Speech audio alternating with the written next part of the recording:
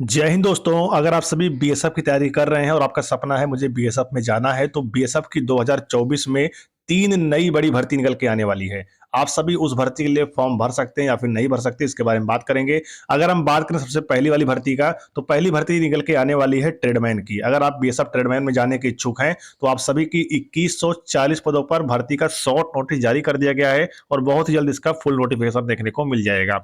अब कौन कौन बच्चे फॉर्म को भर सकते हैं, ध्यान दीजिएगा। क्वालिफिकेशन की बात कर लेते हैं। अगर आप सिंपली 10th पास हैं तो आप फॉर्म भर सकते हैं, लेकिन जब ट्रेडमैन की पोस्ट है तो इसमें मल्टीपल पोस्ट आप सभी को देखने को मिलने वाला है। बार्बर पोस्ट रहेगा, टेलर रहेगा, स्वीपर रहेगा, इसी प्रकार से कुक का पोस्ट रहने वाला है। आप जिस भी ट्रेड के लिए फॉर्म भरना चाहते हैं, आपके पास 10th पास होना चाहिए और प्लस में आपके पास उसी ट्रेड का 2 साल का एक्सपीरियंस सर्टिफिकेट होना चाहिए। एग्जाम्पल अगर मान लेते हैं आप यहाँ पर कुक के लिए फॉर्म भरते हैं, या फिर चलो मान लेते हैं स्वीपर के लिए आप फॉर्म भर रहे हो, तो यहाँ पर 10वीं पास होना जरूरी है। प्लस में आपके पास यहाँ पे 2 साल का स्वीपर ट्रेड का एक्सपीरियंस सर्टिफिकेट होना चाहिए। तो आप सभी बीएसएफ ट्रेडमैन के लिए फॉर्म को अप्लाई कर सकते हैं। मल्टीपल पोस्ट अब की बार आपको देखने को मिलने वाला है, अलग अलग ट्रेडमैन की पोस्टों पर भर्ती निकल के आ रही है। अगर आपकी एज 18 साल से लेकर 25 साल के बीच में है तो जनरल के बच्चे फॉर्म भर सकते हैं।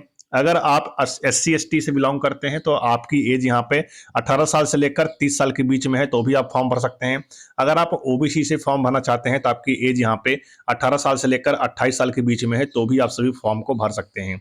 एज की जो गणना यहाँ पे की जाएगी वो यहाँ पर 1/1/2024 से की जानी है। अगर आपका एज इसमें होता है तो आप सभी इस भर्ती के लिए फॉर्म भर सकते हैं। अब हम थोड़ी बहुत बात कर लेते हैं इसके सिलेक्शन प्रोसेस को लेकर। तो आप सभी को बता दें, इस भर्ती में अब की बार सबसे पहले आप सभी का रिटर्न एग्जाम होगा और रिटर्न एग्जाम आप सभी का टोटल यहाँ पे 100 क्वेश्चन आएगा, 100 नंबर कराने वाला है। बात करें यहाँ पर तो आप सभी से जनरल अवेयरनेस पूछा जाएगा जो कि 25 क्वेश्चन 25 नंबर का, मैथ आने वाला है 25 क्वेश्चन 25 नंबर का, रीजनिंग आएगा 25 क्वेश्चन 25 नंबर का, और उसी प्रकार से आप सभी का यहाँ पर आने वाला है हिंदी 20-25 क्वेश्चन 25 नंबर का। टोटल अगर हम बात करें यहाँ पर तो 100 क्वेश्चन आप सभी से पूछा जाएगा जो कि 100 नंबर का रहने वाला है। 2 घंटे का आप सभी को एग्जाम में समय मिलेगा और एग्जाम में निगेटिव मार्किंग नहीं रहेगा, आप सभी एग्जाम क्वालिफाई कर सकते हैं। अब हम बात करते हैं, जैसे आप सभी एग्जाम क्वालिफाई कर लेते हैं, फिर आप सभी का फिजिकल होगा। फिजिकल में आप सभी की रनिंग होगी जो कि 5 किलोमीटर रनिंग होगा, जो कि आप सभी को क्वालिफाई करना पड़ेगा 24 मिनट के अंदर। अगर आप फीमेल हैं तो आपकी रनिंग यहाँ पे होने वाली है 1600 मीटर, ध्यान दीजिएगा। फीमेल की रनिंग यहाँ पे 1600 मीटर होगी जो कि 8 मिनट के अंदर क्वालिफाई करना पड़ेगा। अगर वो रनिंग क्वालिफाई कर लेते हैं तो उन सभी को यहाँ पे रनिंग में क्वालिफाई कर दिया जाएगा। उसके बाद इन सभी की हाइट नापी जाएगी। अगर आप मेल हैं तो आपकी हाइट यहाँ पे 165 सेंटीमीटर होनी चाहिए, तो आप सभी पास हो जाओगे। अगर आप फीमेल हैं तो आपकी हाइट यहाँ पे 155 सेंटीमीटर होनी चाहिए, तो आप भी यहाँ पे क्वालिफाई हो जाओगे। ये सारी चीजें आपके साथ यहाँ पर होने वाली है। अब जैसे आप सभी यहाँ पर फिजिकल टेस्ट को क्वालिफाई कर लेते हैं, फिर आप सभी का मेडिकल होगा, डॉक्यूमेंट वेरिफिकेशन होगा, ट्रेड टेस्ट होगा। तो आप जिस भी ट्रेड के लिए फॉर्म अप्लाई किए रहेंगे, जैसे मान लेते हैं स्वीपर के लिए फॉर्म अप्लाई किए हो, कुक के लिए फॉर्म अप्लाई किए हो, जिस भी ट्रेड के लिए आप फॉर्म अप्लाई किए रहेंगे उन सभी ट्रेड का यहाँ पे ट्रेड टेस्ट होगा, ठीक है। और जैसे आप सभी ट्रेड टेस्ट क्वालिफाई कर लेंगे, फिर आप सभी का जो आप पेपर में नंबर पाए रहेंगे उसी के अकॉर्डिंग आप सबकी कट ऑफ बनेगी और कट ऑफ बनाने के बाद आप सभी को यहाँ पर ट्रेनिंग के लिए बुला लिया जाएगा। अब हम बात कर लेते हैं बीएसएफ की सेकंड भर्ती के बारे में, जो कि बहुत ही बड़ी भर्ती आप सभी के लिए निकल के आने वाली है। अगर आप फॉर्म भरना चाहते हैं, इच्छुक हैं, तो वीडियो को कंप्लीट जरूर देखना। बीएसएफ की सेकंड भर्ती के बारे में बात कर लेते हैं जो कि 2024 में निकल के आने वाली है। बात करें यहाँ पर तो एसएमटी वर्कशॉप, बात करें यहाँ पर टोटल तो वाटर विंग की बीएसएफ में एक नई भर्ती 2024 में निकल के आ रही है। पोस्टों की बात कर लेते हैं तो एसआई मास्टर का पोस्ट रहने वाला है।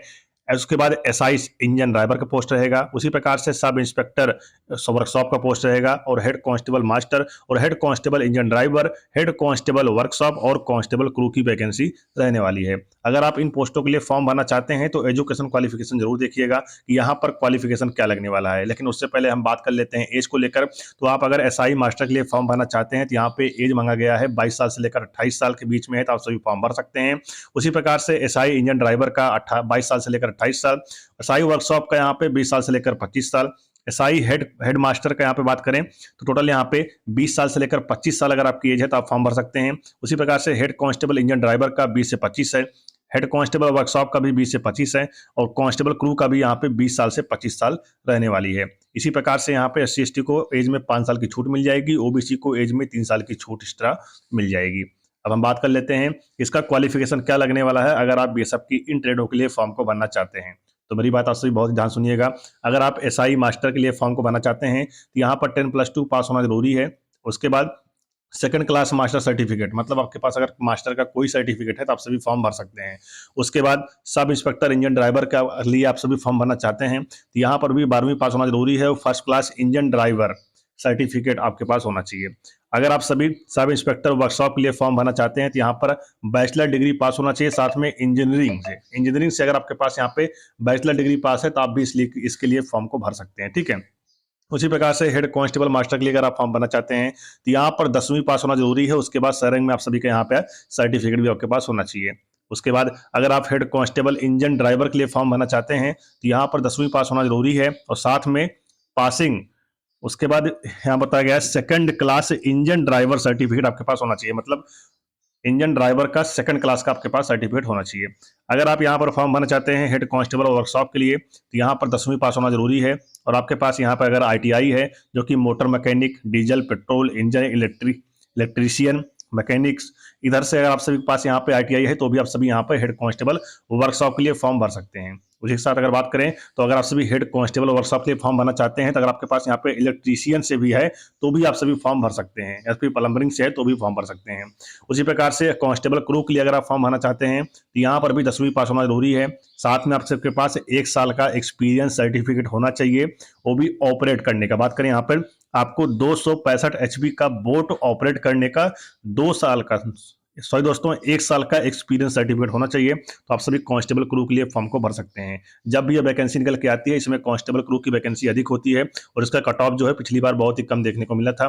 EWS का सिलेक्शन जो है वो फाइनल में 48 नंबर पर हो गया था। तो आप सभी सोच समझ कर इस भर्ती के लिए फॉर्म को अप्लाई कर सकते हैं। अगर आपकी तैयारी थोड़ी भी है तो आप सभी थोड़ा दिमाग लगाकर भी BSF के लिए फॉर्म भर के और सिलेक्शन भी पा सकते हैं, लेकिन आप सबको यहाँ पे थोड़ा सा भागना दौड़ा भले पड़ सकता है और आप सबको यहाँ पे थोड़ा सा मेहनत करना पड़ सकता है, ठीक है। बात करें इस भर्ती में आप सभी का फिजिकल भी होगा। अगर हम आपको फिजिकल के बारे में जानकारी दें तो यहाँ पर आपकी हाइट जो है वो है 160 सेंटीमीटर। उसी प्रकार से चेस्ट आपको मापा जाएगा जो कि 73 से 78 सेंटीमीटर के बीच में होनी चाहिए।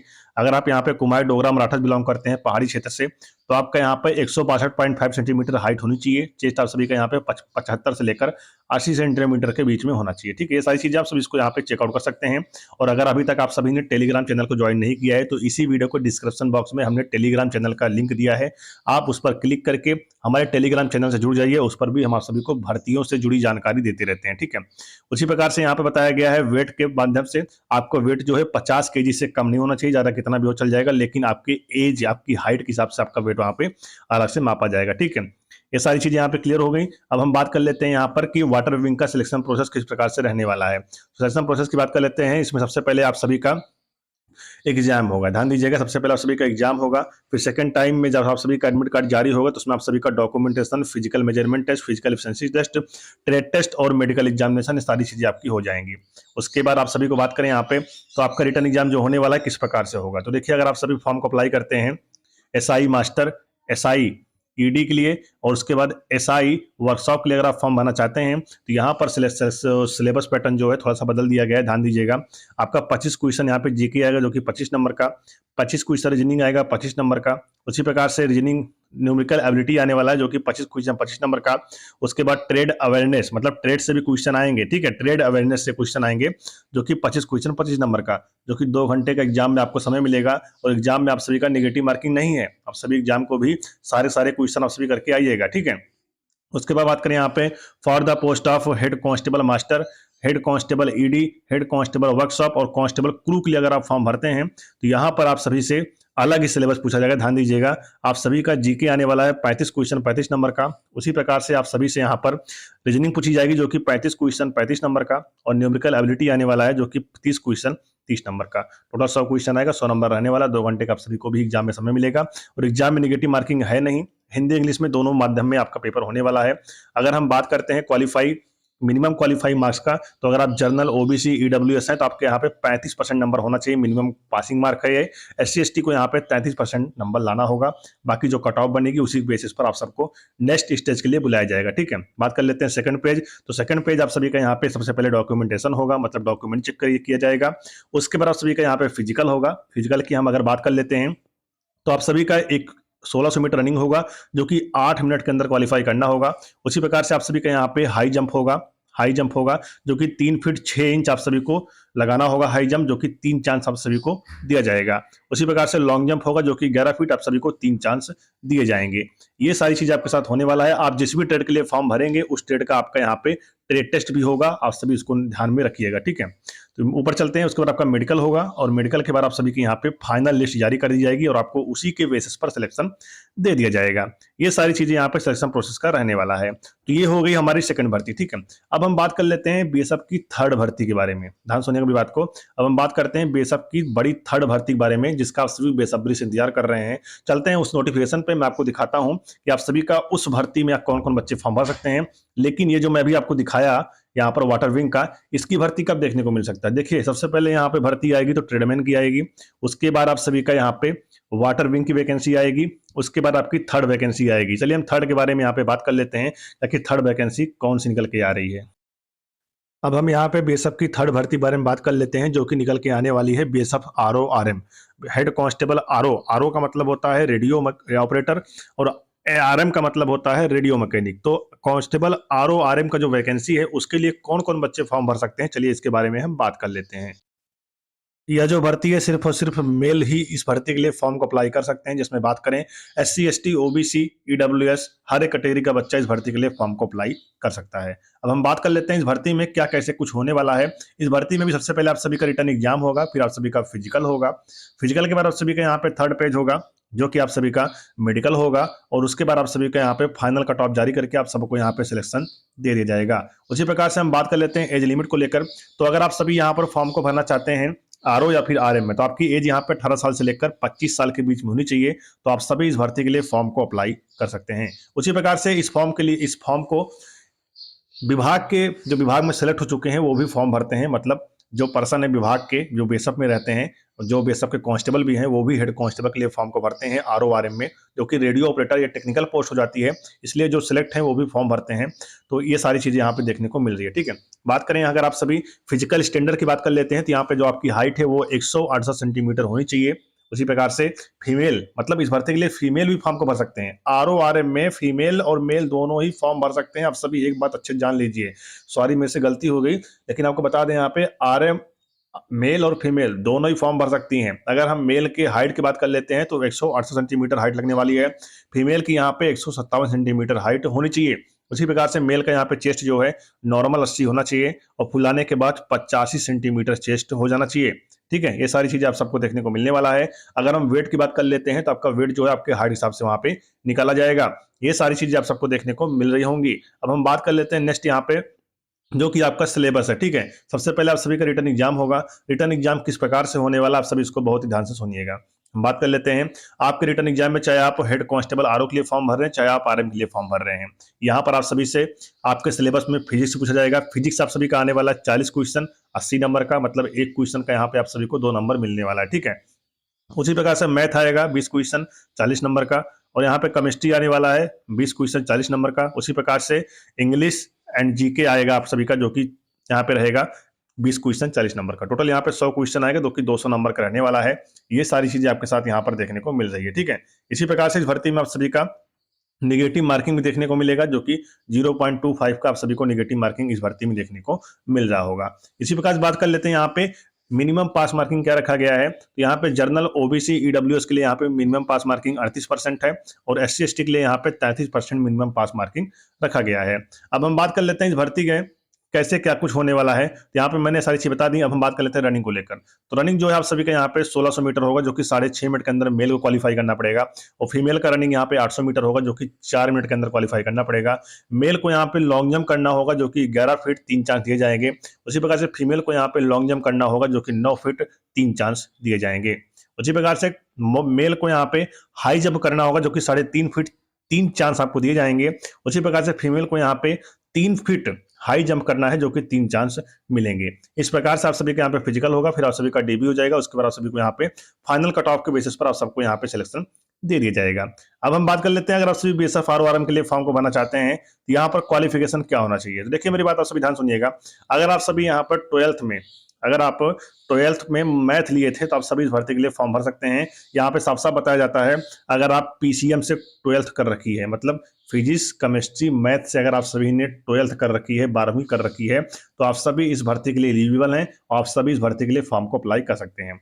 अब हम बात कर लेते हैं सारी भर्तियां जो है आप सभी को कब देखने को मिलने वाली है। तो मेरी बात ध्यान सुनिएगा, आप सभी का फरवरी लग चुका है, इस फरवरी में आप सभी का बीएसएफ ट्रेडमैन की एक नई भर्ती देखने को मिलेगी, ये बात फिक्स है। वो भी बात करें यहाँ पर तो 15 फरवरी से पहले आप सभी को बीएसएफ ट्रेडमैन की नई भर्ती देखने को मिल जाएगी।